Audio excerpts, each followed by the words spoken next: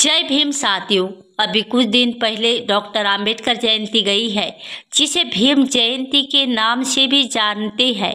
भारतीय संविधान के प्रमुख वास्तुकार और स्वतंत्र भारत के पहले कानून मंत्री डॉक्टर भीमराव रामजी अंबेडकर की जयंती हर साल 14 अप्रैल को मनाई जाती है।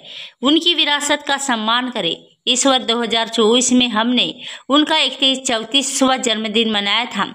भारतीय इतिहास में एक महत्वपूर्ण व्यक्ति अंबेडकर एक न्यायविद, अर्थशास्त्री, राजनीतिज्ञ और समाज सुधारक भी थे, जिन्होंने अछूतों, दलितों के लिए सामाजिक भेदभाव को खत्म करने और महिलाओं और श्रमिकों के अधिकारों के लिए लड़ने के लिए अपना जीवन समर्पित कर दिया।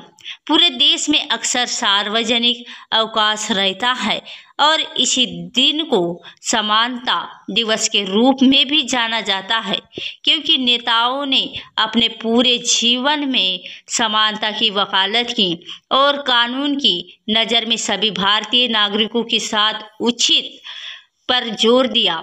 डॉक्टर भीमराव रामजी अंबेडकर लगभग 2 वर्ष के थे जब उनके पिता नौकरी से सेवानिवृत्त हो गए थे। जब वो केवल 6 वर्ष के थे तब उनकी मां का निधन हो गया। तभी डॉक्टर अंबेडकर ने अपनी प्रारंभिक शिक्षा मुंबई में प्राप्त की और अपने स्कूली दिनों में ही उन्हें इस बात से गहरा सदमा लगा कि भारत में अछूत होना क्या होता है। डॉक्टर अंबेडकर अपनी स्कूली शिक्षा सातारा में ही कर रहे थे।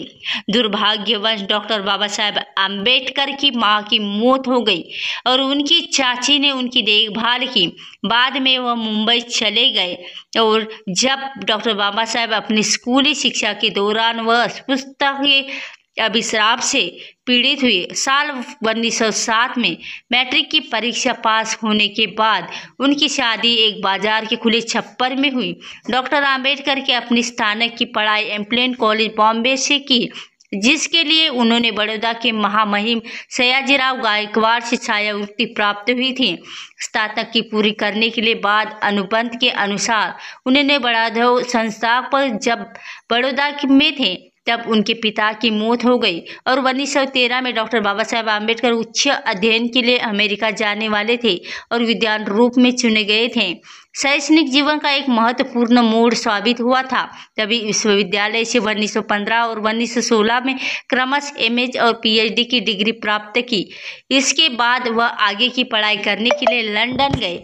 वह ग्रेज इन वकालत की और उसकी वकालत की भर्ती हुई और उन्हें London school of the economics and political science में डीएमटी की तैयारी करने की भी अनुमति प्राप्त हुई, लेकिन उन्हें बड़ौदा के दीवान में भारत वापस बुला लिया था। बाद में उन्होंने बार आर्ट लॉ और डीएससी की डिग्री भी प्राप्त की। उन्होंने जर्मनी के बोन विश्वविद्यालय में कुछ समय तक अध्ययन किया। उन्होंने 1916 में भारत में जातीय उनकतंत्र उपाधि और विकास पर एक निबंध पढ़ा और 1916 में उन्होंने भारत के लिए राष्ट्रीय लाभांश, एक ऐतिहासिक और विश्लेषणात्मक अध्ययन पर अपना थीसिस लिखा और अपनी पीएचडी की डिग्री प्राप्त की और इसे 8 वर्षों के बाद ब्रिटिश भारत में प्रांतीय वित्त का विकास शीर्षक के अंतर्गत प्रकाशित किया गया। तभी इस उच्चतम डिग्री को प्राप्त करने के बाद बाबा साहेब भारत वापस लौट आए और उन्हें बड़ौदा के राजा यानी सयाजी गायकवाड़ ने अपने सैन्य सचिव नियुक्त किया, जिससे कि उन्हें लंबे समय तक में वित्त मंत्री के रूप में तैयार किया जा सके। बाबा साहेब सितंबर 1917 में शहर वापस लौट आए, क्योंकि उनका छात्रवृत्ति कार्यकाल समाप्त हो गया था और वो सेवा में भी शामिल हो गए थे। लेकिन नवंबर 1917 तक शहर में कुछ दिनों तक रहने के बाद वह मुंबई में रवाना हो गए। अस्पृश्यता के कारण उनके साथ हो रहे दुर्व्यवहार के कारण वो सेवा छोड़ने के लिए मजबूर हो गए। डॉक्टर अंबेडकर मुंबई लौट आए और राजनीतिक अर्थव्यवस्था में प्रोफेसर के रूप में सिडेनहैम कॉलेज में पढ़ाने लगे। जैसा कि वह अच्छी तरह पढ़ाते थे और तभी वह छात्रों में बहुत लोकप्रिय हो गए। लेकिन उन्होंने लंदन में स्कूल अपने कानूनी और अर्थशास्त्र की पढ़ाई फिर से शुरू करने के लिए अपने पद से इस्तीफा दे दिया। तभी कोल्हापुर के महाराजा ने उन्हें वित्तीय शख्सियत प्रदान की। 1921 में उन्होंने अपनी थीसिस लिखी। ब्रिटिश भारत इम्पीरियल कॉन्फ्रेंस की प्रांतीय विकेंद्रीकरण और लंदन ऑफ विश्वविद्यालय से अपनी MSc की डिग्री प्राप्त की। फिर उन्होंने जर्मनी की विश्वविद्यालय में कुछ समय गुजारा। तभी 1923 में उन्होंने DSc डिग्री के लिए अपनी थीसिस पूरी की और रुपए की समस्या, इसका उद्भव और समाधान उन्हें 1923 में वकाली की और बाद में बुलाया गया। तभी साल 1924 में इंग्लैंड से वापस लौटने के बाद उन्होंने दलित लोगों के कल्याण के लिए एक एसोसिएशन की शुरुआत की, जिसमें सर चिमनलाल शीतलवाड़ा अध्यक्ष और डॉक्टर आम्बेडकर चेयरमैन थे। और एसोसिएशन का तत्काल उद्देश्य शिक्षा का प्रसार करना, आर्थिक स्थितियों में सुधार करना और दलित वर्गों की शिकायतों की प्रतिनिधित्व करना। और उन्होंने नए सुधार को ध्यान में रखते हुए दलित वर्गों की समस्याओं को संबोधित करने के लिए 3 अप्रैल 1927 को बहिष्कृत भारत समाचार पत्र की शुरुआत की और 1988 वह गवर्नमेंट लॉ कॉलेज बॉम्बे में प्रोफेसर बने और 1 जून 1935 को वही उसी कॉलेज में प्रिंसिपल बने और 1938 में अपना इस्तीफा देने तक उसी पद पर बने रहे। तभी 13 अक्टूबर 1935 को दलित वर्गों का एक प्रांतीय सम्मेलन नासिक जिले में येवला में आयोजित किया गया। इस सम्मेलन में उनकी घोषणा से हिंदुओं को और गहरा सदमा लगा कि उन्होंने कहा कि मैं हिंदू धर्म में पैदा हुआ हूँ, लेकिन मैं एक हिंदू के रूप में मरूंगा नहीं। उनके हजारों अनुयायी ने उनके फैसले का समर्थन किया और 1936 में उन्होंने बॉम्बे प्रेसिडेंसी महासम्मेलन को संबोधित किया और जब हिंदू धर्म का उन्होंने त्याग करने की वकालत की। तभी 15 अगस्त 1936 को उन्होंने दलित वर्गों के हितों की और रक्षा करने के लिए स्वतंत्र लेबर पार्टी का गठन किया, जिसमें ज़्यादातर श्रमिक वर्ग के लोग शामिल थे। साल 1938 में कांग्रेस ने अछूतत के नाम पर बदलाव करने वाला एक और विधेयक प्रस्तुत किया। तभी डॉक्टर बाबा साहेब आम्बेडकर ने इसकी आलोचना की और उनका दृष्टिकोण था कि नाम बदलने से समस्या का समाधान नहीं हो सकता। और 1942 में वो भारत के गवर्नर जनरल की कार्यकारी परिषद में एक श्रम सदस्य के रूप में नियुक्त हुए।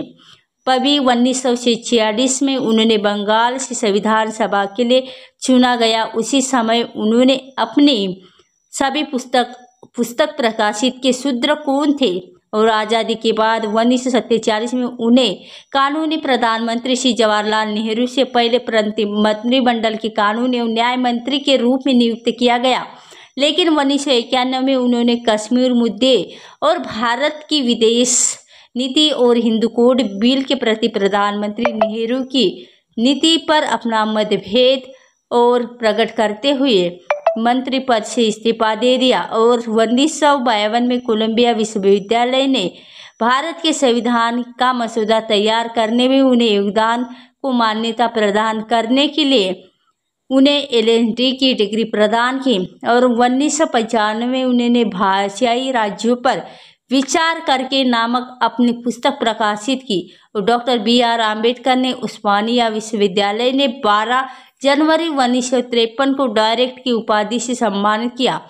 आखिरकार 211 वर्ष के बाद जब उन्होंने सच साबित किया कि जो उन्होंने 1935 येवला में कहा था कि मैं हिंदू के रूप में तो नहीं मरूंगा। और 14 अक्टूबर 1956 को उन्होंने नागपुर में एक ऐतिहासिक समारोह के बौद्ध धर्म अपना लिया और 6 दिसंबर 1956 को उनकी मृत्यु हो गई। तभी डॉक्टर बाबा साहेब आम्बेडकर को 1954 में नेपाल में काठमांडू के जगतक बौद्ध धर्म परिषद और बौद्ध भिक्षुओं द्वारा बोधिसत्व की उपाधि में सम्मानित किया गया। तभी महत्वपूर्ण बात यह है कि डॉक्टर आम्बेडकर को जीवित रहते हुए ही बोधिसत्व की उपाधि में नवाजा गया था और उन्होंने सभी भारत के स्वतंत्र संग्राम में और स्वतंत्र के बाद इसके सुधारों में भी अपना योगदान दिया। इसके अलावा बाबा साहेब ने भारतीय रिजर्व बैंक का गठन किया और महत्वपूर्ण भूमिका निभाई और केंद्रीय बैंक का गठन हिटलर एंड कमीशन को बाबा साहेब आम्बेडकर द्वारा प्रस्तुत की गई अवधारणा के आधार पर किया गया था। तभी डॉक्टर बाबा साहेब आम्बेडकर का प्रकाशमान जीवन दर्शाता है कि वह विद्वान और कर्मशील व्यक्ति थे। सबसे पहले उन्होंने अपनी पढ़ाई को आगे बढ़ाने में और अर्थशास्त्र, राजनीतिक, कानून, दर्शन और इसी के बीच समाजशास्त्र का अच्छा ज्ञान प्राप्त किया, जहाँ पर उन्होंने कई सामाजिक और आर्थिक का सामना करना पड़ा। लेकिन उन्होंने अपना सारा जीवन पढ़ने और ज्ञान व्यक्त करने के लिए पुस्तकालय में नहीं बिताया। उन्होंने आकर्षण वेतन के साथ उच्च पदों को लेने से इनकार कर दिया, क्योंकि वह दलित वर्ग के अपने भाइयों को कभी नहीं भूले और ना ही उन्होंने अपना जीवन समानता, भाईचारों और मानवता के लिए समर्पित किया। उन्होंने दलित वर्गों के लिए और उत्थान के लिए पुरजोर कोशिश की। डॉक्टर भीमराव अंबेडकर के जीवन के इतिहास में गुजरने के लिए और उनके बाद उनके मुख्य योगदान और उनकी प्रासंगिकता का अध्ययन और विश्लेषण कर बहुत आवश्यकता और उचित है। और एक विचार के अनुसार 3 बिंदु है जो आज भी महत्वपूर्ण है। आज की भारतीय अर्थव्यवस्था और भारतीय समाज कई आर्थिक और सामाजिक समस्याओं का सामना कर रहा है। डॉक्टर अंबेडकर के विचार और कार्य इन समस्याओं का समाधान करने में हमारा मार्गदर्शन कर सकते हैं। तभी डॉक्टर भीमराव अंबेडकर की पुण्यतिथि को पूरे देश में महापरिनिर्वाण यानी दिवस के रूप में मनाया जाता है। तो दोस्तों, आज की वीडियो बस इतनी ही। इस वीडियो के बारे में आपकी क्या राय है तो नीचे कमेंट बॉक्स में बताइए, और वीडियो पसंद आए तो वीडियो को लाइक करके अपने दोस्तों के साथ शेयर अवश्य करें। और डॉक्टर बाबा साहेब आम्बेडकर को दिल से मानने वाले हमारे इस चैनल को सब्सक्राइब अवश्य करें। नीचे कमेंट बॉक्स में जय भीम जय भारत अवश्य लिखें।